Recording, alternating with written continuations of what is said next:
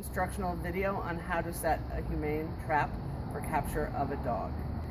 First, I'd like to point out this trap is specifically for dogs. It varies from a coyote trap, which is what you might be able to buy at Tractor Supply or Agway or the like, in that it is wider and the trip plate is absolutely at the back of the trap. Coyote traps tend to have trip plates that are in the middle of the trap, and you run the risk that when the dog hits the trip plate, they're going to have time to escape the trap before it triggers. So I'm going to focus on three parts of the trap. This is the functional door, the front door of the trap that the dog is going to enter through. And the way that we're going to open it and set the trap is by sliding these two rings up while pulling the door out. The trap is now open. And to set it, it's a very easy pressure set. If you see this bar that runs along the side, if I move it with my finger, you can see that the trip plate is moving up and down. Okay. So we're going to come back to this part of that bar. I've lifted it up with my finger, and I'm slowly dropping the front door so that it holds that rod by a simple pressure fit. Before I leave the trap, when it's live, baited, and set, I'm going to make sure that it's functioning properly by using my finger to test the trip plate. So when a dog goes in, they're going to step on that trip plate, the door is going to swing closed. At the rear of the trap, you have a quick release door.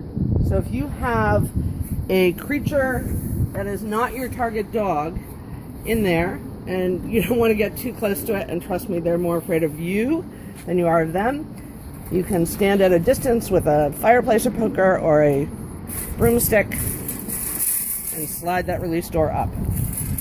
Once you have your target animal trapped, you are not going to open the trap in the field. You're going to take a carabiner at least, and you are going to lock that trap so that the release door can't be opened inadvertently. Now I'm going to address baiting the trap. I'm using this piece of cardboard, and I will place the bait. In this case, I'm just using some smelly treats, but in reality you would use canned tripe, some canned wet food. If it's very cold out, you might want to coat it with some fish oil like salmon oil. For extra aroma, some liquid smoke that you can find in the marinade section at the grocery store. The reason I'm using this piece of cardboard instead of a bowl is that a long-legged and smart dog could reach across that trip plate, grab the edge of the bowl, and exit the trap. With a flat piece of cardboard like this with the bait on top of it, that dog has to walk onto the trip plate to get the bait. So, as we discussed before, I'm going to walk to the front of the trap. I'm going to grab these rings. I'm going to slide them up at the same time that I'm lifting the door till the door is open. I'm going to lift the set rod. I'm going to let the door drop down. The trap is now baited and live.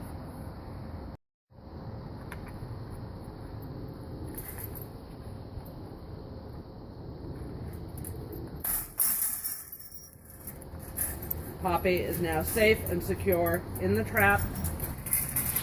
I'm going to lock the release door. I'm going to lock the trap door side with zip ties. She'll be carried inside to a safe place. Once she's inside, I'll open the trap. If she was truly a lost dog being trapped, I would slip a slip leash around her neck. I'm going to slowly open the door and release her.